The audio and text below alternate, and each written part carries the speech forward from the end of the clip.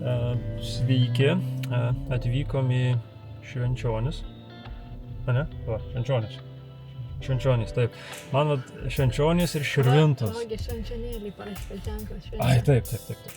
Tai va, tai kaip prieš tai maišėsi labai Šilutė Šilalė, bet apsilankėm ir ten, ir man dabar jau nesimaišo. Jau žinau, kad Šilutė yra arčiau jūros, Šilalė ten toliau.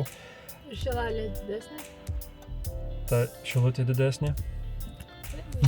Tu maišaisi. Tai va, tai... Šilalė, man atrodo, didesnė.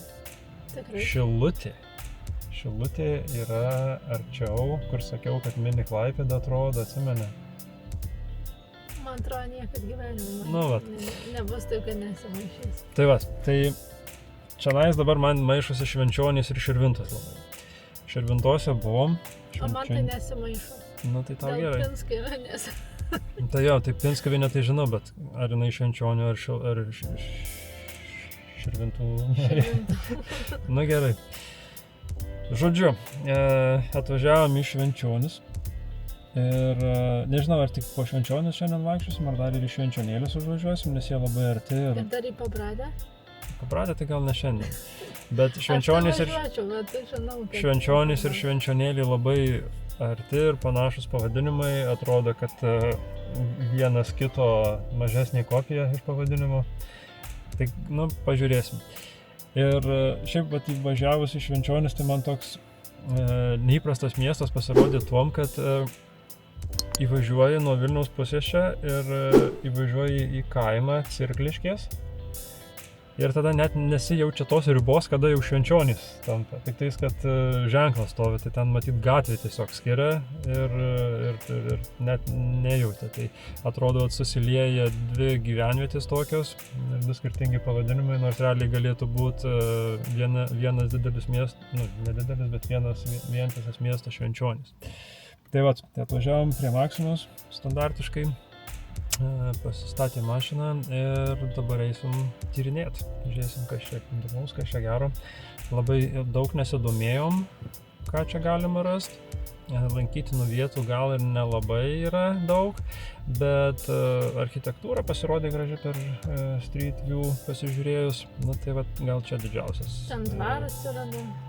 Bet jau grįžtant reiks. Tai vat nežinau, kaip čia tada maršrutą reiks susidėlioti. Ar iš Švenčionėlių jau važiuojant grįžti reiks pro čia, ar kažkaip, nu, žodžiu, pasižiūrėsim. Tai tiek. Renkamės iš Mutkės ir einam žiūrėti, kas gražaus. Jo, ar Maksimai reklamos nedaryk. Gal pradės remti.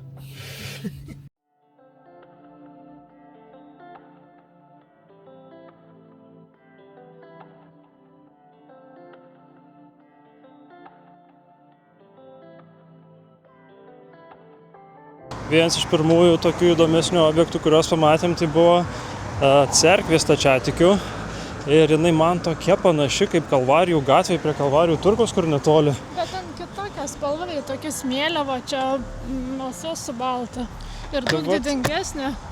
Vat ir nežinau, bet man iš vaizduotės tai atrodo lygiai tokia pat. Reiks paskui grįžus namuose nuotraukas palyginti, bet atrodo viens prie vieno. Prie Kalvarijų turgaus netoli. Jo. Nu, aš pravažiuoju, tikrai kitokia, kažkaip matokia. Nu, man vienodai atrodo. Nu, sakau, tikrai. Grįžus palyginsiu nuotraukas, bet labai panašiai. Nu, tai principas kupolai panašus, bet jie skiriasi kitokia.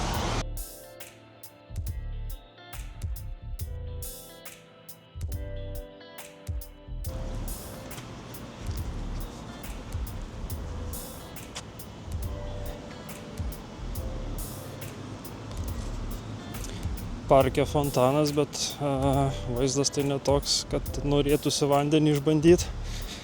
Neveikiantis, toks biškai apleistas atrodo. O ir vandens ten neaišku, ar prilyta, ar šiaip pribėga. Nu, tipo. Šitą nebandysiu. Ne? Fontano vandens. Jo, aš irgi sakau, kad ne iš tų, kur norėtųsi išbandyti.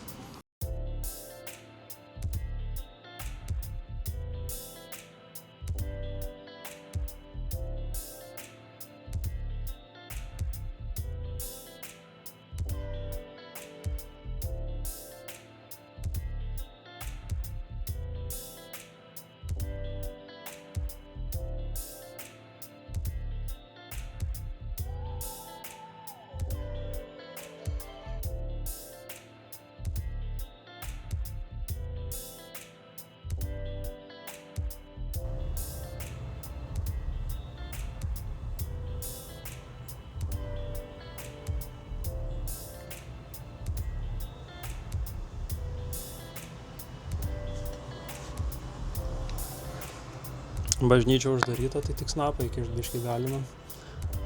Daugiau tai nieko nepamatysi.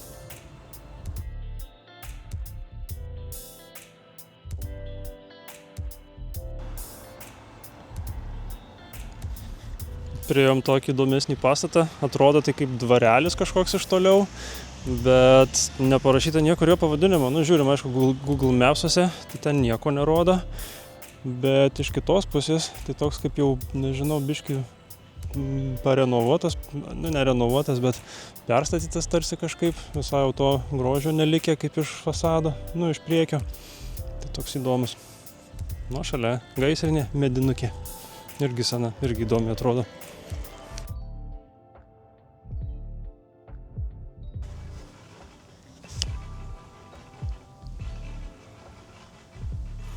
Dar vienas toks įdomus pastatas, irgi toks iš tolo gražus, senovinis atrodo, bet prieini arčiau ir toks keistas, nes atrodo tarsi apleistas. Čia žolės aplinkoje paaugę, šaligatviai irgi tokie nenuskusti, nenuvalyti. Atrodo, kad jam gal nieko ir nėra, bet iš kitos pusės ant jo ten uždėta M ženklas, nu čia kaip mokomųjų automobilių šitų būna. Tai vat irgi toks neaišku, Google Mapsuose pavadinimo čia irgi jokio nerodo. Tai būtų įdomu šiaip sužinot, kas čia per pastatas. Nu ir šitas ir tas prieš tai, kur buvom, nes nei vieno, nei kito neaišku, tokie įdomus labai atrodo. Tai jeigu vietiniai matysit šitą video, tai galit komentaruose parašyti. Šiaip tikrai įdomu sužinot.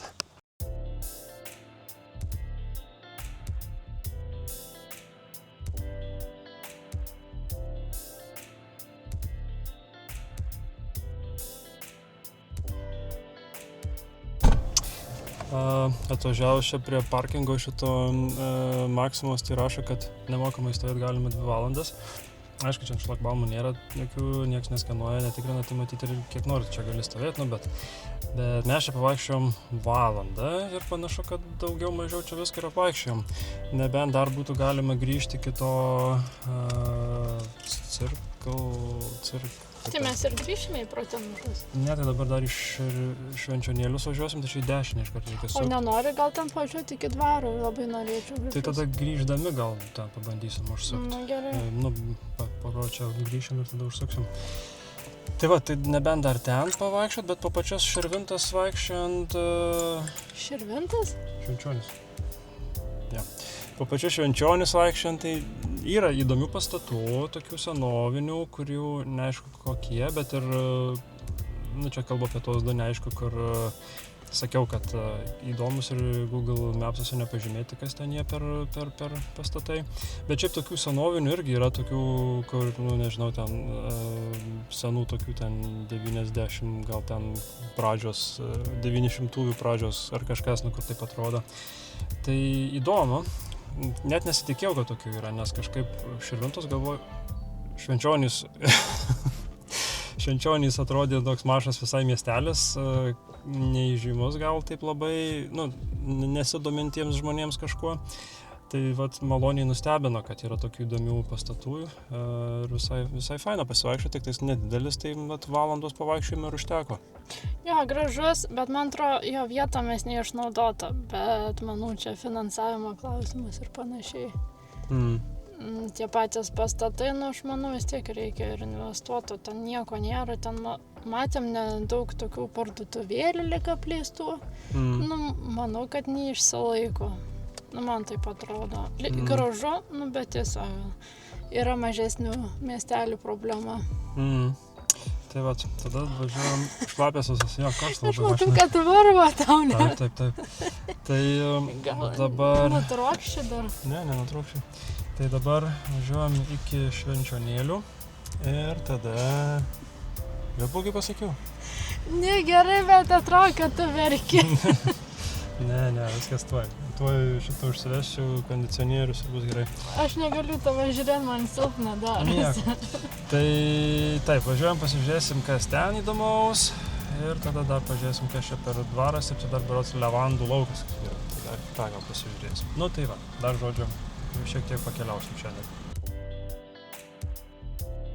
Atvykom dar prie dvaro, prie kurio žadėjom atvykti. Kaip jis vadinasi? Kaip dvaras? Gal Cikliškių, man atrodo. Cirkliškė dvaras. Cirkliškių. Jo, tai Dabar toks pasižiūrėsiu. atrodo visai neblogai, bet atvažiavom, jis tipo nedirba, uždaryta, vartai prie parkingų įvažiavimo, tai šalia palikom, gal nieks nenubaus, bet biškį čia mes pavaišėsim kelius minutus ir judėsim tada toliau. Atrodo, tai fainai. Yra dar Cirkliška, viskas Cirkliška. Ir Piliakalnis ir Ąžuolas kaip ir kiekvienam miestelyje priklauso. Ir iš čia netoli, ne? Toli paizdą reikia. Ir neatrodė labai kažkoks įspūdingas. Okei. Tai ir šitas dvaras neatrodo ten, kad daugiau už jo kažkas būtų. Tik Nu, čia. bet tai nėra Šiaip tai čia visur. pavaišėt gal ir būtų ilgiau galima, ten lyg Kas parkas ten dar per daiktas? krūmas. Aš tavo tai atrodo kaip koks paukščio figūra. Žinok, tą patį pagalvoju. Jo, bet ne, tiesiog krūmas.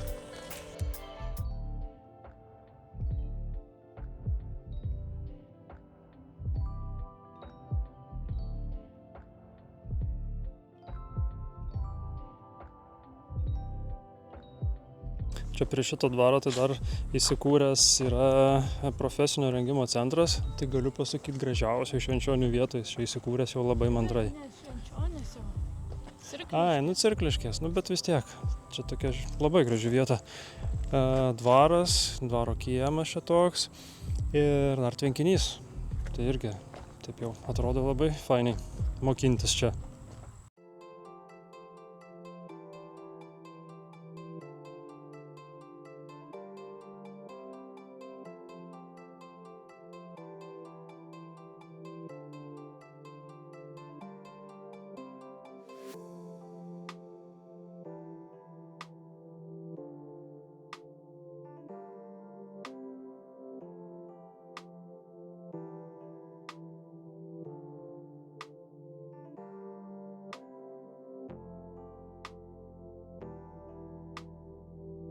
Einam čia palei geležinkelio bėgius gatve ir tokia įdomi vieta priėjom, stovi toks kaip mini paminkliukas, žvakutė vėlinių sudegus ir išraižytas ant to paminkliuko triušio atvaizdas.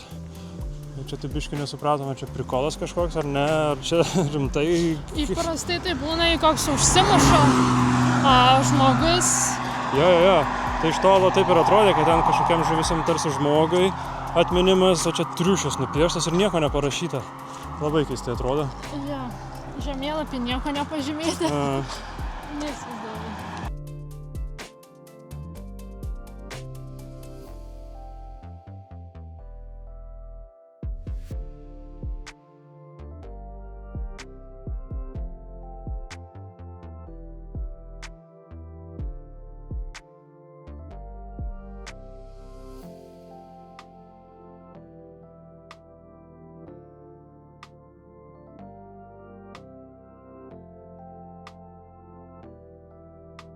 Vaikščiojom, pradėjo krapnot, tai užėjom tuo pačiu pavalgyti ir nuo lietaus pasislėpti. Tai, bet lietaus nebuvo, bet nors pavalgėm. O pavalgyti užėjom į Mėta bistro ir čia kaip ir gal populiariausia vieta skaitosi Švenčionėliuose. Šiaip man patiko, kad personalas labai malonus, žiauriai faini. Tai vien dėl to siūlau apsilankyti, jeigu čia būsit. Ir eilutė nebloga. Ir eilutė, taip. Ir net, staliukų mažai. Taip, staliukų mažai. Ir net pati ponia Maldeikienė čia buvo, sėdėjo. Bet kas juokingiausia, už tolį eina ir aš gal pajuokausiu, o Maldeikienė, po to prieinam rimtai. Nu. Aš neprimačiau, tai gerai, bet tokia šukuosena panašiai. Tai vat, jo. Tai Mėta bistro, jeigu būsit, labai rekomenduojam aplankyti. Jo.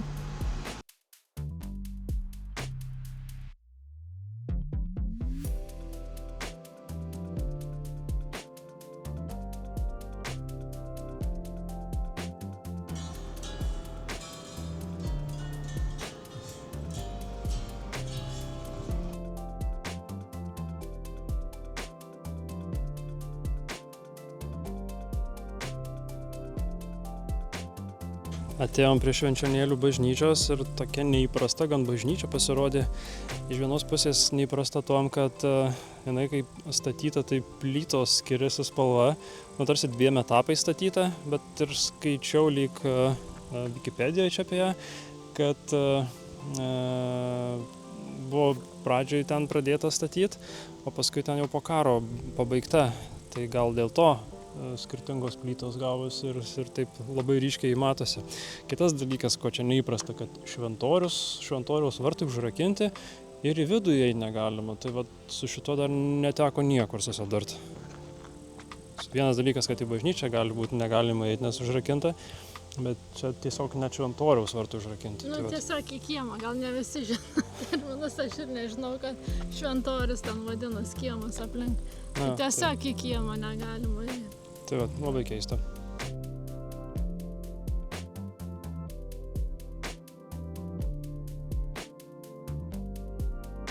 Grįžom link mašinos ir jau planuojam važiuoti namo. Ir galima apibendrinti švenčionėlius dabar. Tai įdomi bažnyčia man pasirodė. Labai, su tuo skirtingų plytų, kaip pasakyt, skirtingos plytų spalvų statymu to. Pusė viena spalva, pusė kita spalva.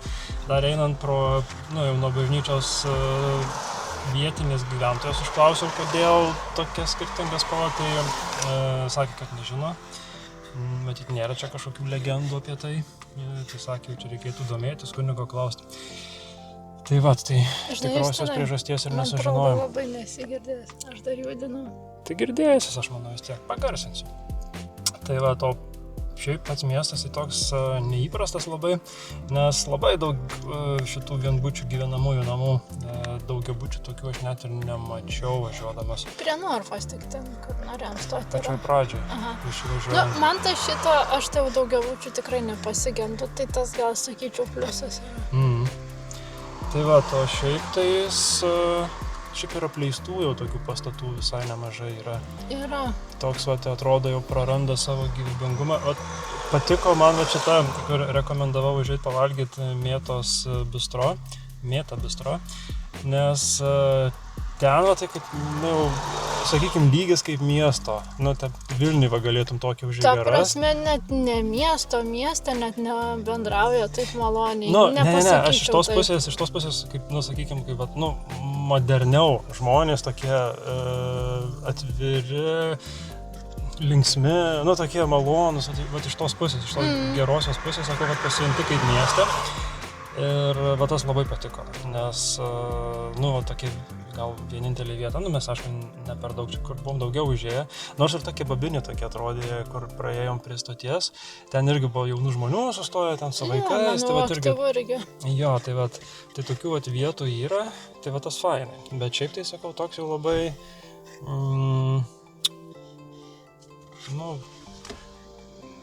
kaip čia išsireikšti. Toks labai ramus jau miestas. Buvo faina, ir apskritai anksčiau gal jį daugiau gyventojų, tai tikrai, manau, buvo judresnis, o dabar natūralus šiek tiek nyksta. Jo, tai... Tikrai toks įdomus. Bet atmosfera visai gerai, mama. Jo, šiaip... Viskas gerai. Šiaip visai faina toks. Tik tai man bažnyčia tai... Bažnyčia. Toks Ne. Keistokai atrodo. Jo, ir dar tas, kad vartai užrakinti ir iš šventorių eiti negali, tai irgi labai taip neįprasta. Dar labiau toks nuo žmonių atrodo viskas, kaip tik turėtų būti atrakinta. Atvira. Taip. Tai vėl labai sukaitau karštą mašiną. Tai gal tiek. 2 miestai aplankyti, jau gal apie 4. Tai jau į Pabradę šiandien jau tikrai ne. Sakau, į Pabradę nespėsim, atskirai reiks važiuoti. Aš tai dar pavaikščiučiau, bet žinau, kad Justinas, aš visada mėgstu daugiau, Justinas mažiau, tai bus piktas jau tada. Nebūsiu piktas. Jeigu sotas, jeigu pavalgęs, tai ir nepiktas iš karto. Gerai, važiuojam namo. Važiuojam namo. Žemėlapyje smeigtuko.